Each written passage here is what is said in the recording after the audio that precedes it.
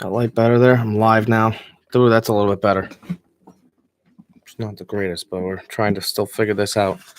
What's up, YouTube? I'm Jack Neary, and today we're going to be talking to you about the 5 reasons why I think LeBron James is going to be traded from the Los Angeles Lakers to... We'll talk about that in just a second. All right, so I know that it's going to be a tumultuous offseason as far as, Kawhi Leonard moving somewhere else and quite possibly Kevin Durant and Kyrie Irving will probably be on the move. There's a lot of free agent movement in the NBA every single year. That's what makes our summers fun, right? There's no basketball being played, but you're learning where new guys are going to be and you're buying new jerseys. Right. Here are the 5 reasons why LeBron James will be traded. Starting with number 5. Okay. He trusted Magic Johnson. And he let his guard down. And didn't put a no trade clause in his contract. That's a very big deal because LeBron James has always controlled his own destiny forever and always. Right? Whether it was a 1-year or 2-year contract here or there, and he controlled the trade situations. But this time he walked in and regardless of how long he's known Magic or how well he knows Magic Johnson, he took his word for it. And now that Magic's walked out on him, he's kind of left in a boat without an oar. That's where LeBron James is left currently. Okay, so he doesn't have a no trade clause, so he can be traded. Number 4, Jeannie Buss is now taking the direction from Linda Rambis, her friend. Because Magic left. I know that Rob Pelinka's still there. But she's getting a lot of information from Linda Rambis.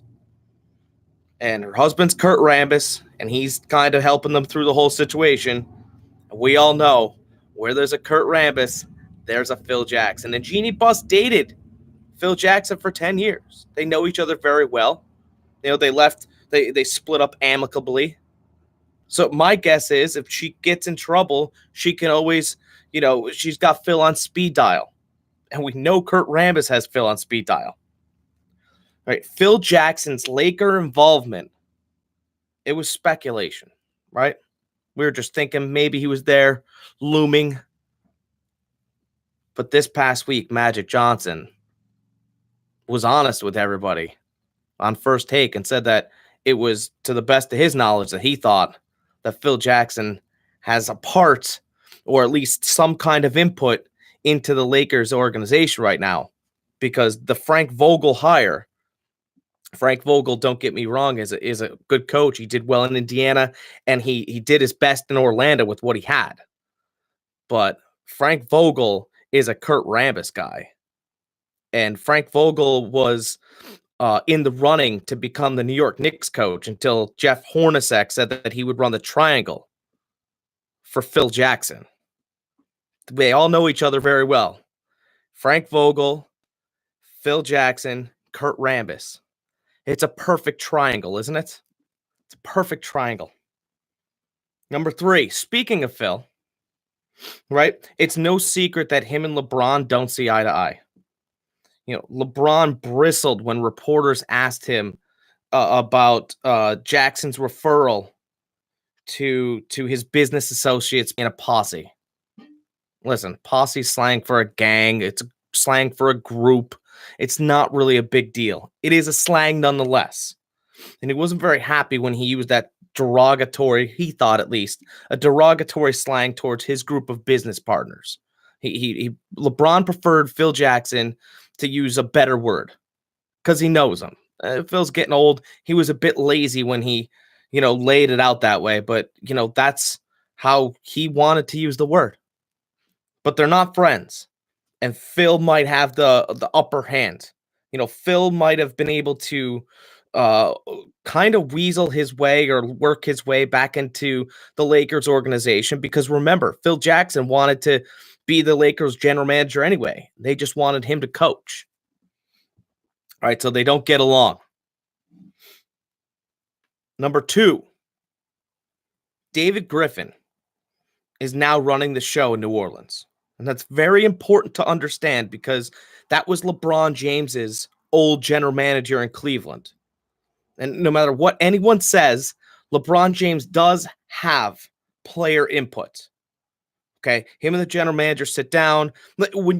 Anytime when you walk into an organization, or you walk into a company or a town or a city like Cleveland or let's say Oklahoma City or wherever you go, and the economy bursts because you're there. You have a whole ton of clout. Okay, and with that clout comes power. So LeBron James could say that he's never had player input. Listen, if you have clout and you have power, what you do is you use it to the best of your ability. And sometimes it works for some people and sometimes it doesn't work for other people, but it always works for you because you're the driving economy. So if LeBron James left in Cleveland, right, he left for two reasons. Okay, he left because he wanted to go to LA and build his brand higher, but he also left because they didn't retain David Griffin. And he liked working with him because he got to pick and choose players. LeBron James might say that he has nothing to do with player involvement, but if you had a chance to pick some of the guys you wanted to play with, wouldn't you do that? It makes the most sense to me. The most powerful guy gets to pick the players. Like, you worked your whole career to work with guys that you want to work with. You would totally take advantage of that. And he says, no, I just play basketball. He doesn't just play basketball. Okay. He's on Twitter foreshadowing certain events, right? He's 100% a mogul, a huge business mogul. He ran Cleveland. He has a say. And he's developed a relationship with David Griffin. Okay, I would never say that LeBron James wouldn't go to New Orleans without David Griffin. Now think about it. The relationships between the Los Angeles Lakers this past season and New Orleans Pelicans because of supposed tampering, the relationship has become frayed. To work with an organization like Los Angeles again is if you were to get somebody that already knows the guy, LeBron James, that gets along and works with him well. Now, I'm not saying he's running the Lakers, right? But you do want to have a sort of a camaraderie, an inside track. You do want to have these things so that when you sit down at the business table, you've got a couple guys that you develop relationships with. Okay, Phil Jackson might not be on his side in LA, but David Griffin is in New Orleans. Number one, the best way to deliver Anthony Davis to New Orleans, the best way to get him to stay is to bring LeBron James to New Orleans, because you're not going to be able to move all of Los Angeles's pieces to New Orleans. You're not going to be able to do that. Okay, what are you going to do? Offer Anthony Davis for 6 or 7 pieces? LA went through that. They didn't want to do it. They don't want to give up Ball. They don't want to give up Kuzma. Brandon Ingram has a blood issue right now. We don't even know what he's worth. I physically, I don't know if he's going to play next season. He kind of, the situation reminds me a lot of the Chris Bosh thing, to where they don't know what's completely wrong with them. They're working on doctors and working with doctors, and they don't want to push him back. So he's not really a trade piece right now. Is Josh Hart? I'm not exactly sure. This is how it gets done. Okay, if you're New Orleans, you want to trade your number 1 pick, which essentially is Zion Williamson. Okay, you're going to want to trade him and trade that pick to the Lakers. And you're going to get LeBron James in return, and maybe they'll throw in Brandon Ingram if LeBron James and his age isn't enough. Because what you're doing there is you're going to send Zion. Listen, Zion's not coming to New Orleans. Zion doesn't want to play in New Orleans. That reaction when the ping pong balls hit and that disheveled look on his face because he thought he was going to New York and he's not going to New York. And I'll play anywhere. Yeah, but where do you want to play? Of course you'll play anywhere because you're going to be contractually obligated. But you don't want to play in New Orleans. The best way to make everybody happy is LeBron James wants to play with Anthony Davis or vice versa. You'll get Anthony Davis to re-sign in New Orleans. If you bring LeBron James there, his brand can survive not being in LA. It's not a big deal.